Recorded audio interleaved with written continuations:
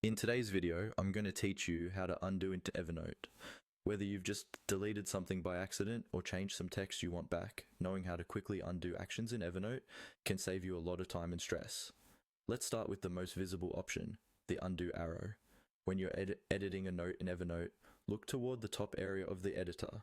You'll see a small curved arrow pointing to the left. This is your undo button. Anytime you make a change you don't like, such as deleting a paragraph, editing a line of text, or formatting something by mistake, you can simply click this undo arrow. Evernote will immediately reverse the last change you made to the note. Keep in mind that undo works step by step in the order you performed your actions. So, if you made several edits in a row and want to go back through them, you can keep clicking the undo arrow multiple times. Each click will take you one step further back in your edit history for that note. If you go too far, there's usually a redo option, often shown as an arrow pointing to the right, so you can move forward again through those changes.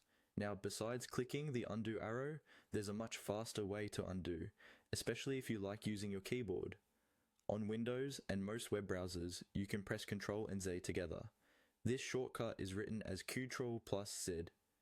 While you're typing in your note, if you realize you made a mistake, simply press Ctrl plus Z and Evernote will undo your last action, just like clicking the arrow. If you're using a Mac, the shortcut is usually Command and Z together, written as Command plus Z. Even though we're focusing on the undo arrow and the Ctrl plus Z shortcut, it's helpful to remember that most modern apps, including Evernote, follow these same basic undo conventions. A helpful tip is to get into the habit of using undo as soon as you notice something's wrong. The more actions you perform after a mistake, the more times you'll need to undo to get back to the version you wanted. Also, remember that undo typically affects changes within the current editing session of that note, so it's best to fix issues right away. To sum it up, whenever you're working in Evernote and something doesn't look right, just click the undo arrow at the top of the editor, or use the Ctrl plus Z keyboard shortcut to